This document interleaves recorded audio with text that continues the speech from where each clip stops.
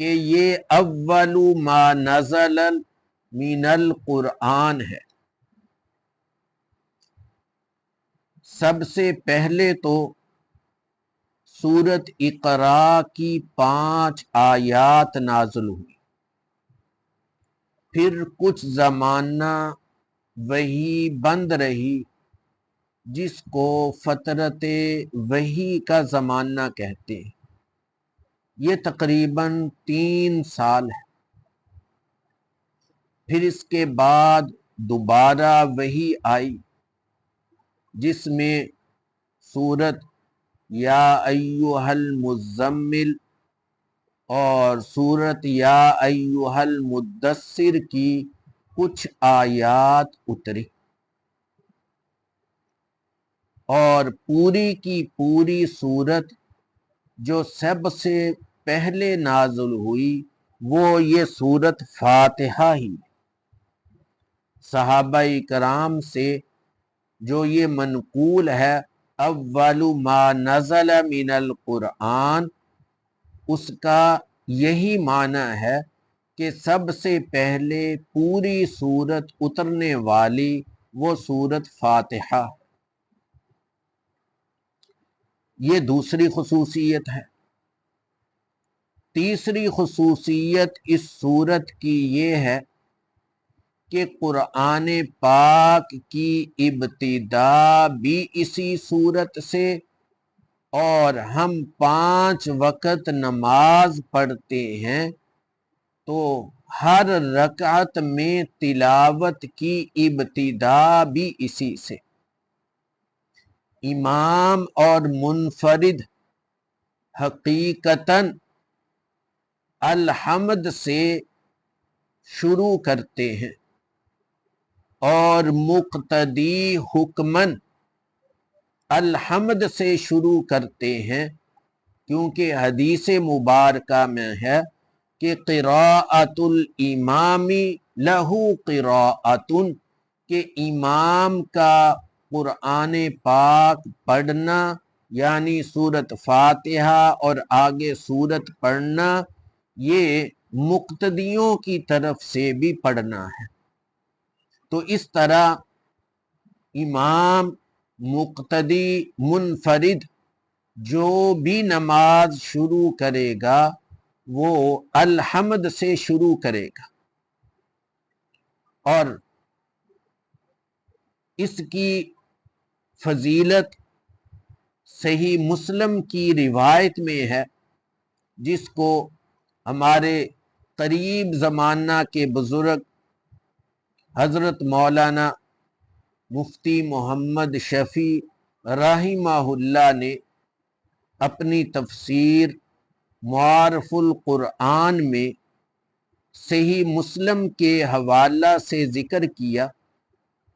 وہ حدیث قدسی ہے کہ رسول اللہ صلی اللہ علیہ وسلم نے فرمایا کہ حق تعالی فرماتے ہیں کہ نماز میرے اور میرے بندے کے درمیان 2 حصوں میں تقسیم کی گئی، نصف میرے لیے اور نصف میرے بندے کے لیے، جو کچھ وہ مانگتا ہے وہ اس کو دیا جاتا ہے۔ پھر آگے آپ صلی اللہ علیہ وسلم نے وضاحت فرمائی کہ جب آدمی کہتا ہے الحمدللہ رب العالمین، تو اللہ تعالی جواب میں فرماتے ہیں حمیدنی عبدی، میرے بندے نے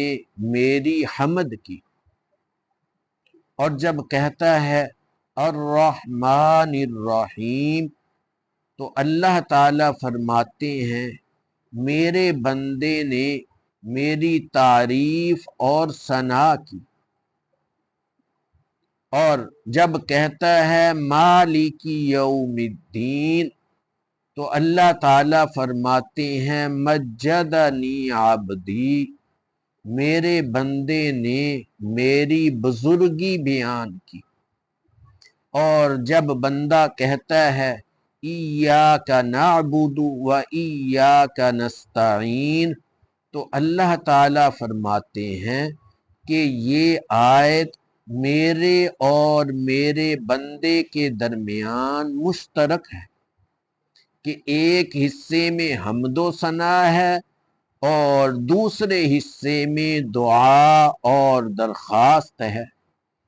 اور یہ بھی فرماتے ہیں کہ میرے بندے کو وہ چیز ملے گی جو اس نے مانگی۔ پھر جب بندہ آگے کہتا ہے اہدنا الصراط المستقیم، تو حق تعالی فرماتے ہیں یہ سب میرے بندے کے لیے ہے اور اس کو وہ چیز ملے گی جو اس نے مانگی۔ چونکہ اللہ تعالی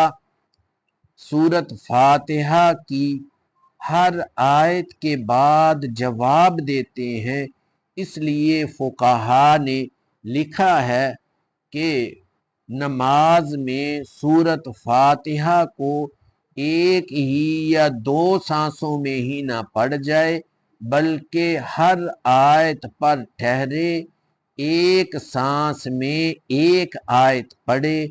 اس کے مضمون پر بھی توجہ کرے اور اللہ کی طرف سے جو جواب آ رہا ہے اس پر بھی توجہ کرے، تو اس توجہ کے ساتھ جو نماز پڑھے گا وہ خشوع اور خضوع والی ہوگی اور اللہ کا قرب بڑھانے والی ہوگی۔ اللہ تعالی ہمیں اس کی توفیق دیں۔ اب آگے انشاءاللہ ترجمہ اور تفسیر شروع کیا جائے۔